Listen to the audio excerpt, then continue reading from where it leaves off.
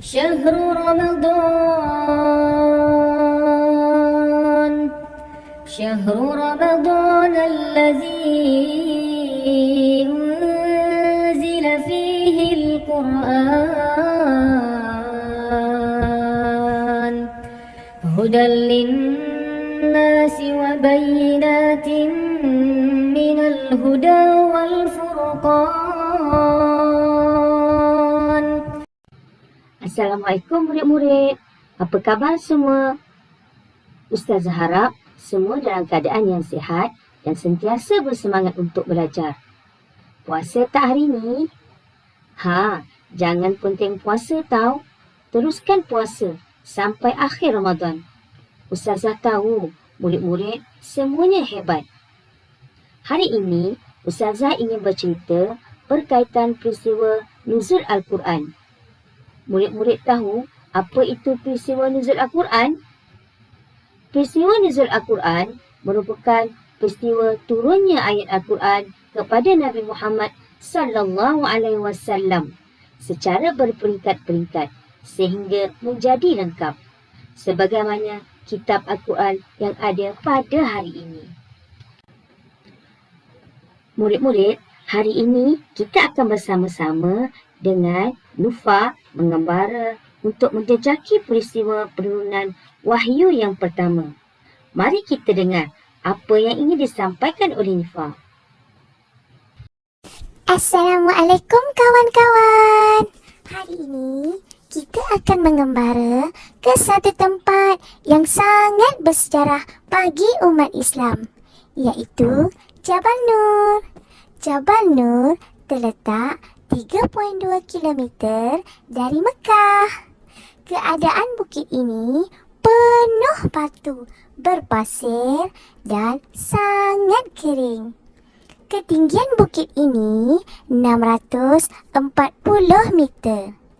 Di puncak bukit ini ada sebuah gua yang dinamakan Gua Hira. Di sinilah Rasulullah sallallahu alaihi wasallam mengasingkan diri daripada masyarakat Arab yang tidak beribadat kepada Allah. Laluan masuk ke Gua Hira sangat sempit, hanya muat dilalui oleh seorang pendaki sahaja. Pada hari ini, pendakian ke Gua Hira lebih mudah kerana disediakan laluan bertangga yang mempunyai kira-kira 600 anak tangga. Kawan-kawan, sekiranya ada peluang untuk ke sini, jangan lepaskan peluang ya.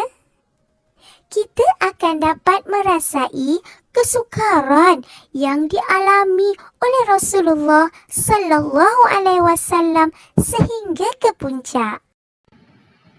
Terima kasih Nufa. Ya murid-murid, berdasarkan video dan cerita Nufa tadi, apakah peristiwa yang berlaku di Jabal Nur? Ya, tepat sekali. Di sinilah berlakunya peristiwa penurunan wahyu yang pertama kepada Nabi Muhammad sallallahu alaihi wasallam. Murid-murid yang Ustazah kasih sekalian, wahyu ialah kalam Allah Subhanahu wa taala yang disampaikan kepada Nabi dan Rasul melalui perantaraan malaikat ataupun tidak. Murid-murid tahu apa itu kalam Allah? Ya, kalam Allah itu ialah kata-kata Allah yang disampaikan kepada Nabi dan Rasul. Seterusnya, Nabi dan Rasul sampaikan kepada umatnya. Kalam Allah yang disampaikan oleh Nabi Muhammad sallallahu alaihi wasallam ialah Al-Quran. Apa? Al-Quran? Ya, Al-Quran. Al-Quran yang kita baca tu, itulah kalam Allah. Kalam Allah ini telah dihafal, ditulis dan disalin kembali. Seterusnya, dicetak untuk kegunaan kita semua. Untuk pengetahuan murid-murid, sebelum Nabi Muhammad diangkat menjadi Nabi, baginda selalu pergi ke Gua Hira. Tujuannya untuk beribadat. Baginda juga ke situ bagi menghindari masyarakat Arab Jahiliyah yang ketika itu masih belum beriman kepada Allah dan sering melakukan maksiat serta dosa-dosa besar.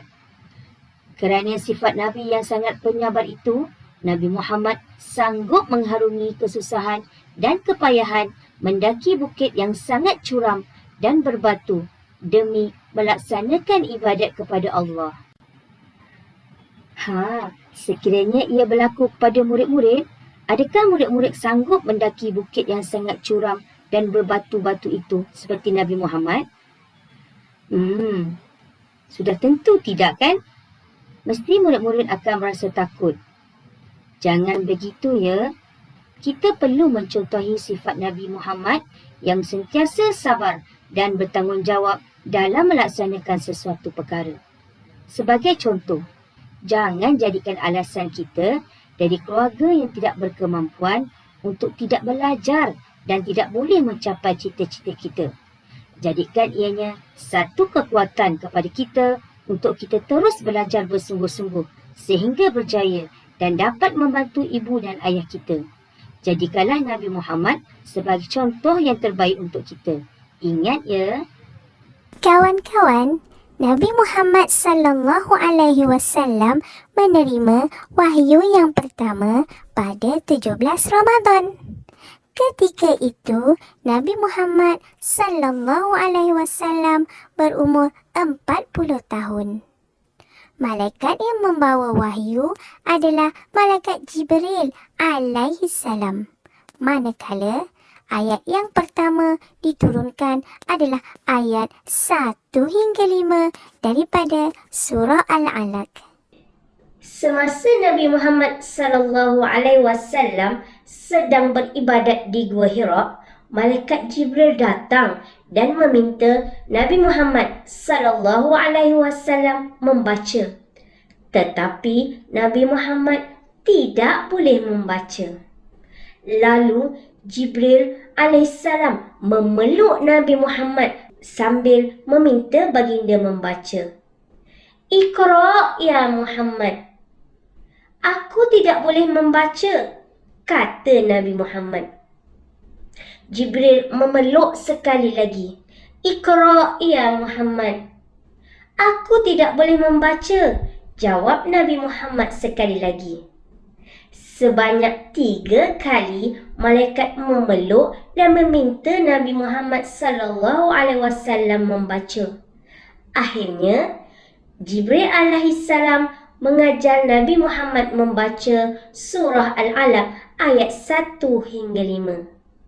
Mari kita bersama-sama membaca surah Al-Alaq ayat 1 hingga 5.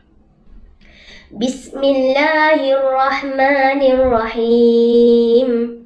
Iqra bismi rabbikal ladzi khalaq. Khalaqal insana min 'alaq. Iqra wa rabbukal akram. Alladzi 'allama bil qalam. 'Allamal insana ma lam ya'lam. Sadaqallahul azim. Murid-murid, apakah yang berlaku selepas itu? Baginda pulang menemui isterinya iaitu Khadijah dalam keadaan ketakutan. Khadijah terus menyelimutkannya dan menenangkan baginda. Kemudian Khadijah membawa Rasulullah sallallahu alaihi wasallam bertemu sepupunya yang bernama Waraqah bin Naufal, seorang pendeta Nasrani, dan menceritakan apa yang berlaku. Waraqah berkata, Nabi Muhammad sallallahu alaihi wasallam telah dilantik menjadi seorang rasul sebagaimana yang disebut dalam kitab-kitab terdahulu.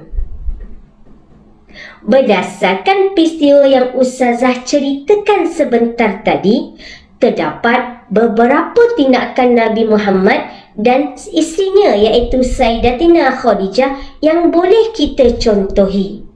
Antaranya, yang pertama, Nabi Muhammad tidak boleh membaca. Ya, murid-murid, kenapa Rasulullah tidak boleh membaca? Apakah pendapat murid-murid? Ya, tindakan Nabi Muhammad tidak boleh membaca apabila diminta oleh malaikat Jibril kerana Al-Quran itu ialah kalam Allah, bukannya rekaan manusia. Sekiranya ketika itu Rasulullah SAW boleh membaca, sudah tentu Al-Quran itu dikatakan adalah kata-kata Nabi Muhammad. Yang kedua, menjadikan malaikat Jibril sebagai guru. Peristiwa ini membuktikan kepada kita bahawa jika seseorang itu hendak belajar atau menuntut ilmu, perlukan guru. Sebagaimana Jibril alaihi salam menjadi guru kepada Nabi Muhammad sallallahu alaihi wasallam. Murid-murid, jangan belajar sendiri ya.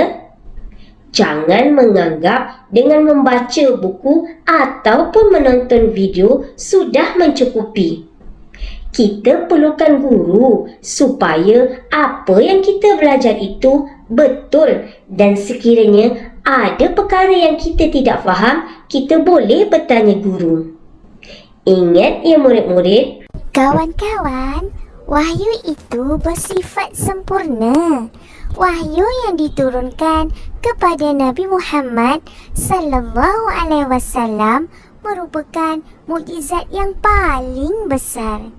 Ia mengandungi segala ilmu pengetahuan, sama ada berkaitan dengan ilmu agama, sains, teknologi, sejarah dan sebagainya. Oleh itu, marilah kita bersama-sama mengkaji dan mempelajari Al-Quran dengan sepenuhnya. Ambil kesempatan belajar Al-Quran di sekolah dengan bertanya ustaz dan ustazah berkaitan dengan kandungan Al-Quran. Ya, murid-murid, mari kita lihat apakah iktibar daripada peristiwa penurunan wahyu yang pertama. Yang pertama, Al-Quran ialah wahyu yang diturunkan kepada Nabi Muhammad sallallahu alaihi wasallam. Apakah tindakan kita? Ya, kita mestilah menjadikan Al-Quran sebagai panduan hidup bagi mencapai kejayaan di dunia dan di akhirat. Bacalah Al-Quran kerana Al-Quran itu akan memberi syafaat kepada kita di akhirat kelak. Murid-murid, jangan main-main ketika belajar Al-Quran. Ambil kesempatan dengan bertanya guru isi kandungan Al-Quran yang kita baca itu. Seterusnya, yang kedua, Nabi Muhammad gigih mendaki Jabal Nur untuk sampai ke Gua Hira. Tindakan kita perlu mencontohi kesungguhan Nabi Muhammad sallallahu alaihi wasallam dalam melakukan semua perkara, terutamanya dalam ibadat. Murid-murid, ingat ya, jika hendak berjaya dalam pelajaran, perlulah belajar rajin-rajin. Jangan malas. Kejayaan tidak akan datang bergulir. Sekiranya murid gagal sekali, jangan berputus asa. Teruskan usaha. InsyaAllah akan mendapat ganjaran. Seterusnya, yang ketiga, Nabi Muhammad sallallahu alaihi wasallam beribadat kepada Allah SWT walaupun masyarakat menyembah berhala. Apakah tindakan kita? Kita mestilah berpendirian teguh dengan tidak mudah terpengaruh dengan anasir yang tidak baik yang ada di sekeliling kita. Sekiranya terdapat kawan-kawan murid yang mengajak murid-murid melakukan perkara yang melanggar peraturan sekolah, contohnya ponteng sekolah, kuatkan pendirian. Ingat niat murid-murid untuk datang ke sekolah untuk belajar. Boleh murid-murid? Dan yang keempat, wahyu yang pertama ialah membaca. Apakah tindakan kita? Kita perlu tekun menuntut ilmu dan menjadikan membaca itu sebagai amalan harian kita. Kerana apa? Dengan membaca dapat memperbaiki diri kita dan memperluaskan ilmu pengetahuan. Sebagai contoh, program nilam di sekolah sangat baik kerana objektifnya untuk menggalakkan budaya membaca di kalangan murid-murid. Ambil kesempatannya untuk memperbanyakkan baca buku dan menambah ilmu pengetahuan. Al-Quran ialah kitab panduan umat Islam. Oleh itu, kita mestilah menjadikan Al-Quran sebagai pedoman hidup kita bagi mencapai kejayaan di dunia dan di akhirat.